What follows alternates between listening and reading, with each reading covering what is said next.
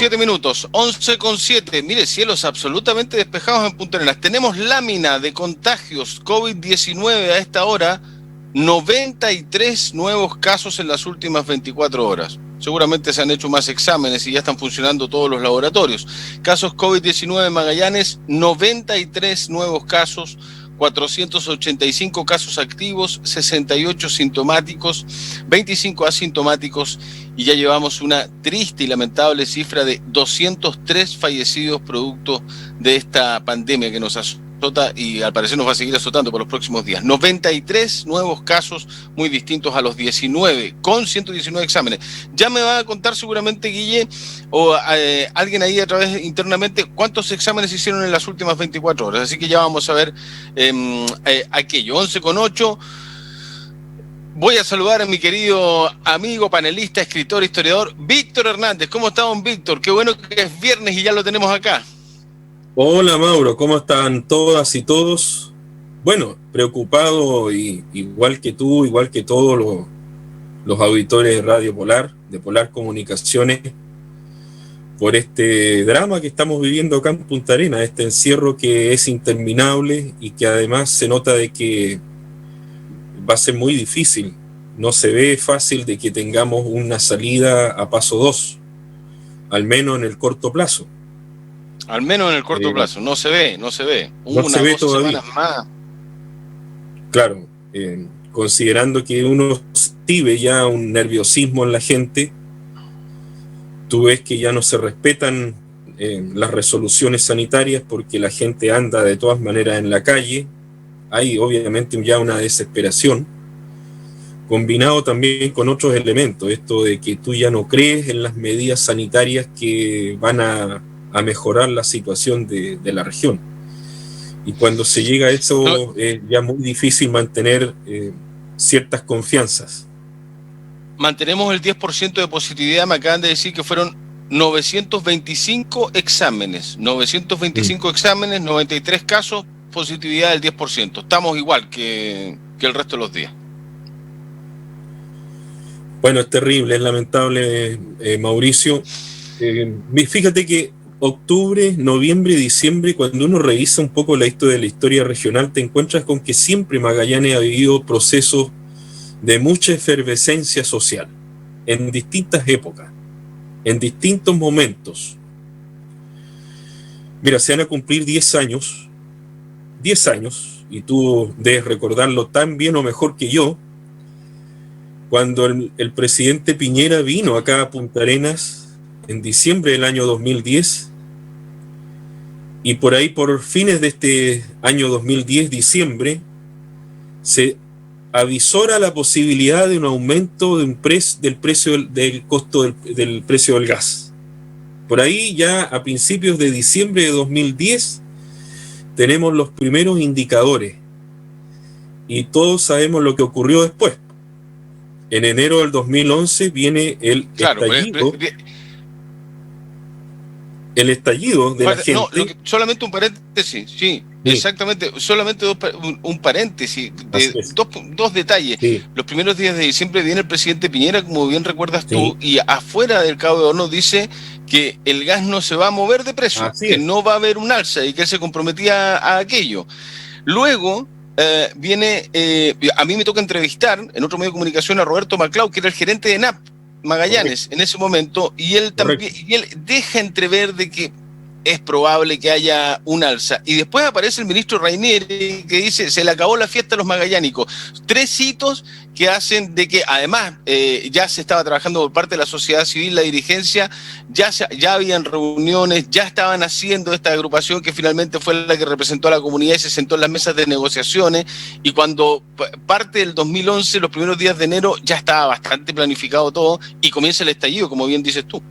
Claro, y todo se comenzó a fraguar en diciembre del año 2010. Se van a cumplir 10 años de eso. La venida del presidente Piñera en su primer gobierno fue precisamente en los primeros días de diciembre de 2010. Es decir, estamos conmemorando 10 años de ese momento que significó tal vez el último estallido magallánico, por decirlo de una manera, donde los magallánicos salen a la calle a protestar durante la primera quincena del mes de enero de 2011, que lo vamos a recordar seguramente, pero que todo comienza en estos días de hace 10 años atrás.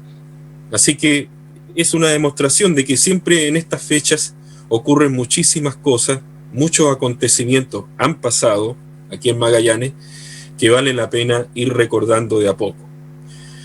Mira, hablábamos, y no me puedo, porque hay que terminar este tema,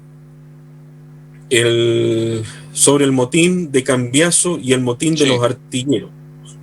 Porque ocurre que mucha gente, incluso en las escuelas, en los liceos, en las instituciones de educación superior, me ha tocado ver incluso agendas de efemérides donde se confunden a veces los motines.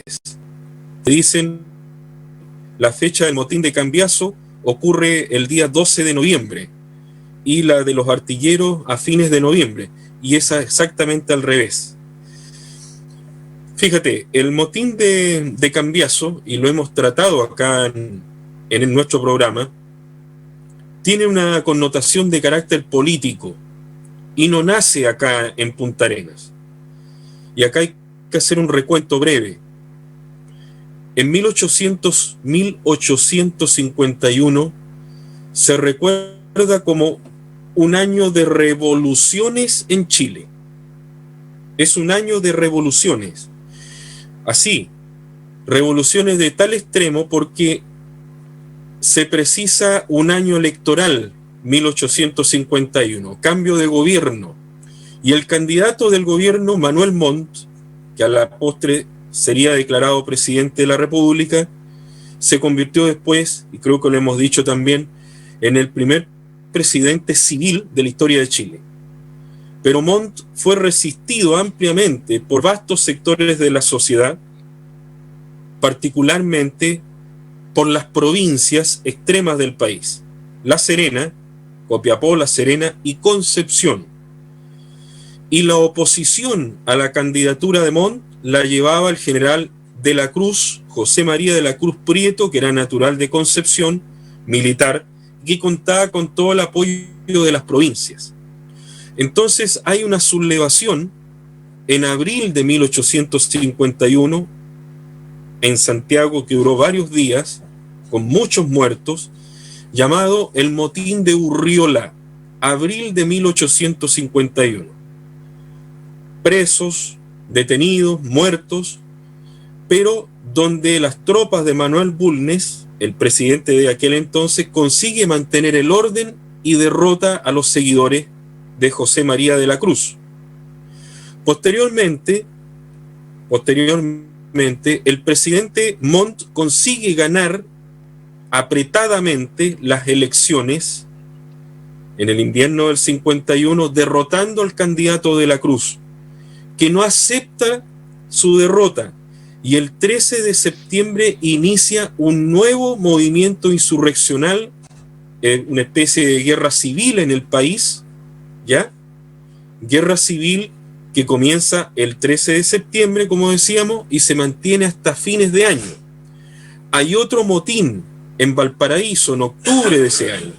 Entonces, si nos damos cuenta, 1851 es un año de revoluciones en todo el país, y que coincide con esta elección presidencial de 1851, la salida del presidente Bulnes, la entrada a la moneda del presidente Manuel Montt, y bueno, nosotros, ¿qué es lo que pasaba con nosotros? Éramos la colonia penal. Sí, po. Y habían 3 colonias penales, una en Valparaíso, otra en Juan Fernández y la última en el presidio de Punta Arenas.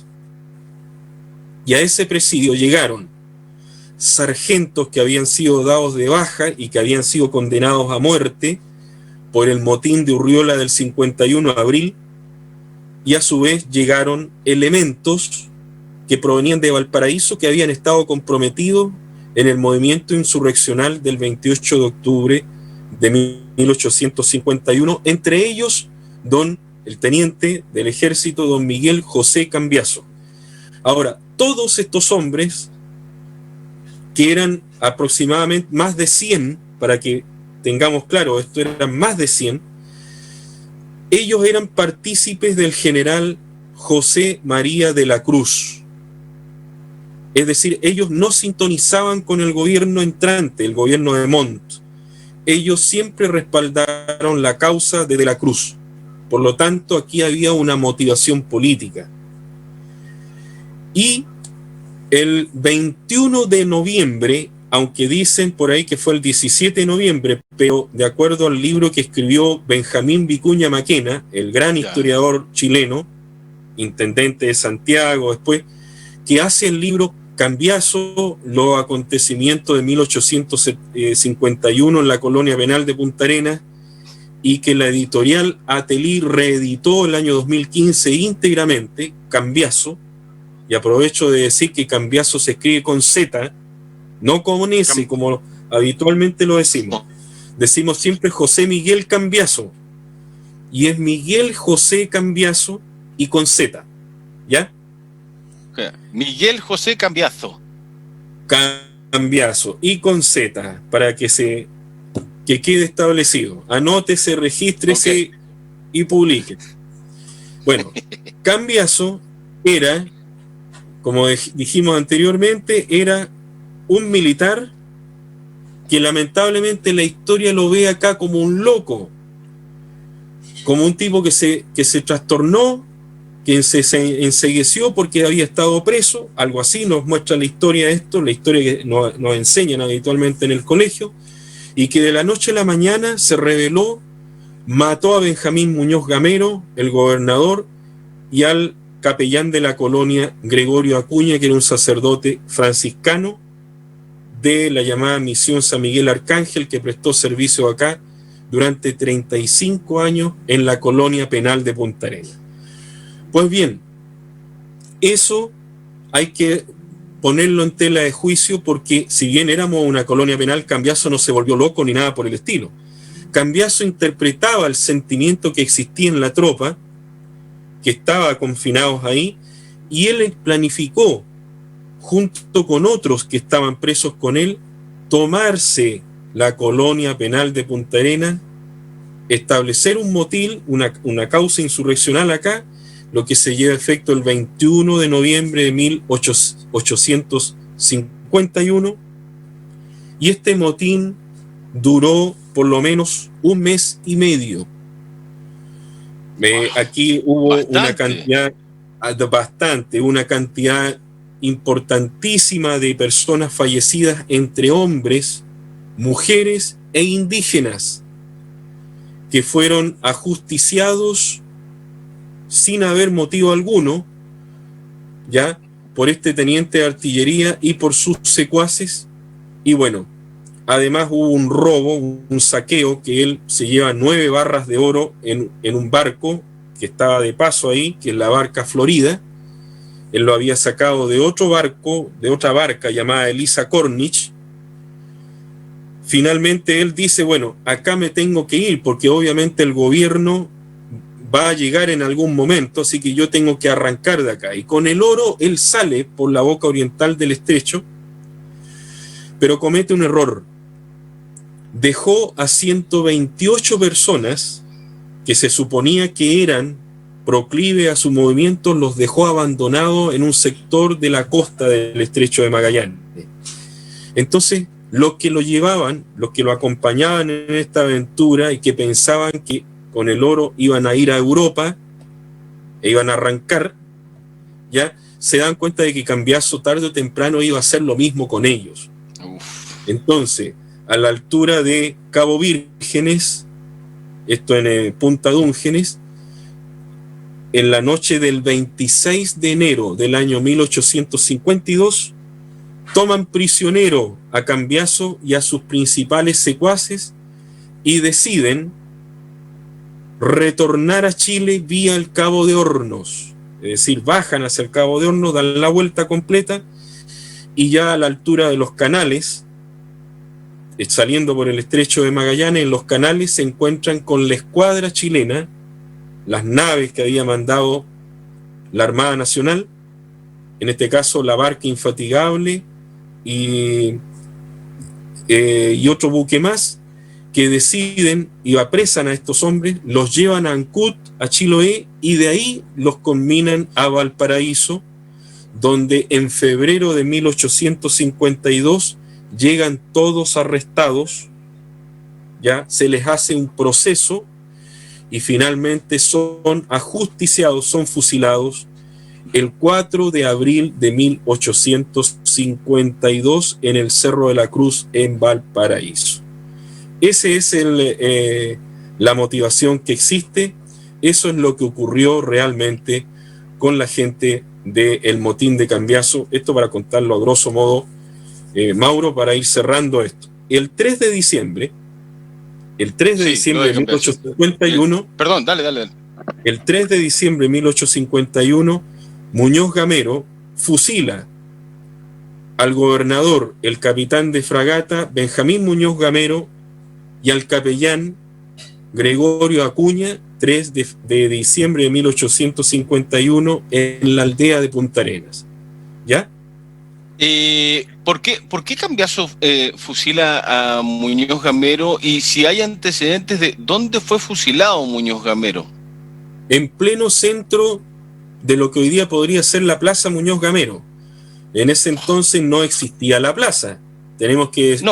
Convengamos que era una especie de aldea, era una especie de fuerte, era como el fuerte Bulnes trasladado a Punta Arenas, era un fuerte un poquito más grande, y las crónicas que hemos podido encontrar, que están por ejemplo en el libro de Robustiano Vera, que se llama La Colonia de Magallanes y Tierra del Fuego, que es del año 1897, en el mismo libro de Cambiaso, escrito por Benjamín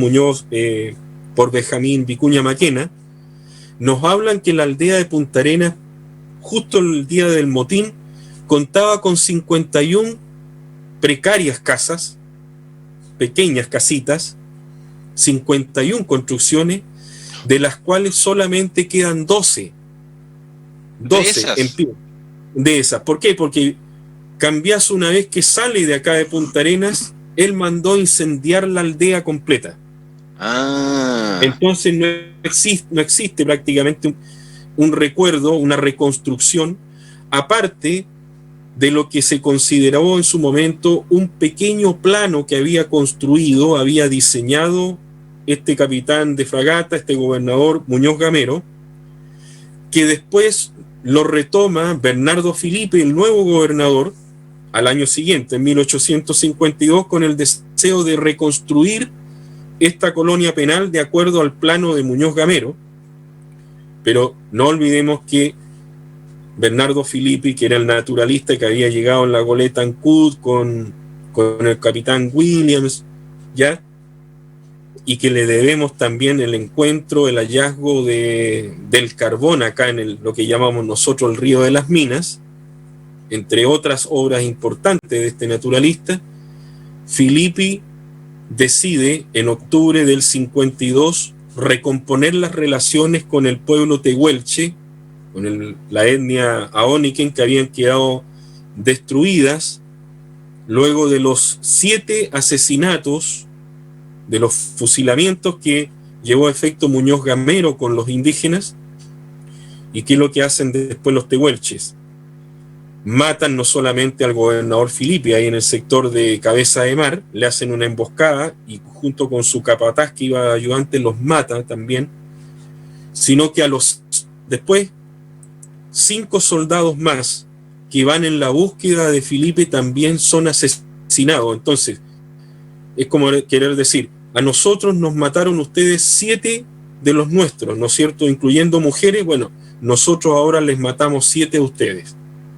¿Qué es lo que ocurrió precisamente en esos terribles meses entre 1851 y 1852? Y todo eso se da, Mauro, revolución. Tiempos de revolución y a fines de año. Entonces,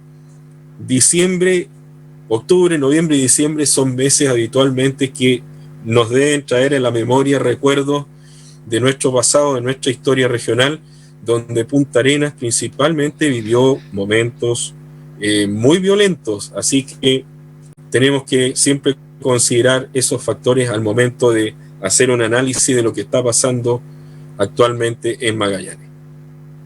Por cierto, a tenerlo presente. Me encanta el bloque de historia, como a toda nuestra audiencia. Víctor Hernández, gran abrazo. Nos vemos el otro viernes, mi querido Víctor. Nos vemos el próximo viernes, ojalá con mejores noticias que hoy. Absolutamente, eso esperamos. Gran abrazo, que esté muy bien. Chao, Víctor. Víctor Hernández, como todos los viernes, hablando de historia a esta hora de la mañana.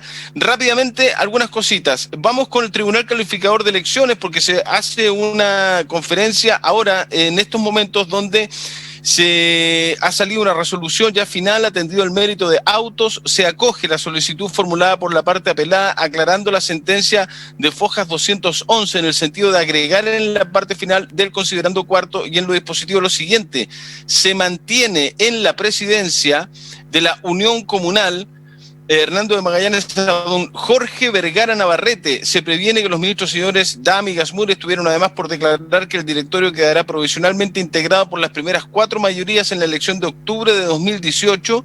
Esto se lo habían arrebatado al presidente, a Vergara, a Jorge Vergara. Bueno, ha quedado nuevamente ya de manera definitiva la Unión Comunal con su presidente Jorge Vergara, cuestión que muchos sabíamos que era como lo más lógico, pero tenía que ser ratificado de la Unión Comunal Punta Arenas, perdón, de la Unión Comunal Punta Arenas, gracias Guille, de la Unión Comunal Punta Arenas a don Jorge Vergara, ya una noticia importante que va a tener repercusión en las próximas horas y en los próximos días.